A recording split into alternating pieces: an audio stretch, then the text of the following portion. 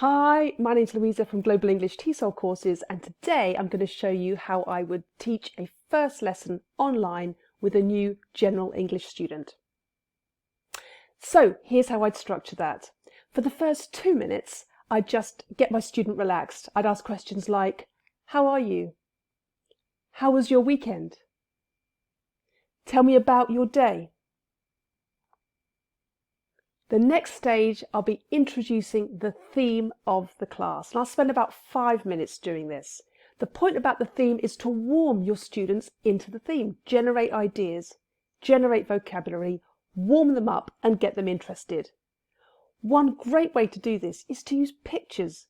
They do a lot of the work for you.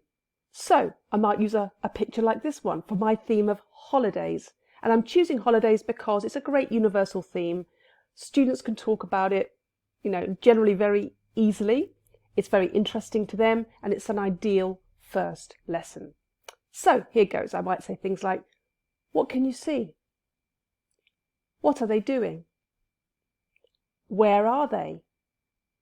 So I'll be eliciting, I'll be generating vocabulary with their help, and also I'm setting the theme of holidays. The third stage is the meat of the session really, and it typically hinges around a reading or a listening.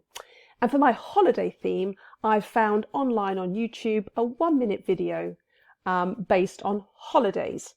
And the video involves asking 3 people their favourite holiday destination and why. Now, before I press play, I'm going to prep my student. So the first thing I'm going to do is pre-teach some vocabulary. So I might say, for example, I might tap this into the chat box. You'll see this in the video, sightseeing. Do you know what sightseeing is? I'm going to talk about that, for example. Second thing I'll do is make sure they're going to do something during the video. We generally don't just watch stuff and, for no reason. So I'm going to give them something to do during the video. And in this case, I'll say this. You're going to watch a video. 3 people will talk about their favourite holiday destinations. Can you get a pen and paper? Write the 3 holiday destinations you hear. Then I'm going to share my screen, and remember to share the sound when you're online as well. Share screen, share sound, and press play.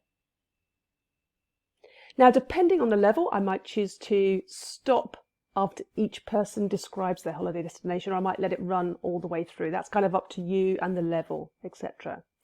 Either way, once I stop the video, I'm going to ask some comprehension questions to dig in and make sure that they understand the meaning. So, for example, which is Peter's favourite holiday destination? Why does he like it? So once we've dug into the theme and the meat, if you like, it's great to personalise it. I think personalisation really enables your student to express their own ideas about the subject. So I'll be asking questions like, where do you like to go on holiday? Tell me about your last holiday. If you could go anywhere in the world, where would you go? Great ideas, generating discussion, and perhaps they'll be using some of the vocabulary that you've already introduced, which is an extra bonus. So for the final stage, I will be doing 2 things.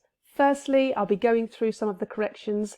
If you've put corrections or new vocabulary in the chat box, it's a great time at the end of a class just to review that. So, can you put sightseeing in a sentence? You get the idea. The second thing that's great to do is just tell your students what they've done well. And I think it's really important if it's a new student, they really love that feedback. For example, you did great today. You described your perfect holiday really well. Your tenses were great. You were fluent and natural generally. Next, we can work on this, and the other. But great job. Well done today. What student doesn't want to hear how they've done? We all love feedback, whether you're a child or an adult. And what you're doing is you're leaving them infused and happy and ready for the next class. Hope that's helpful.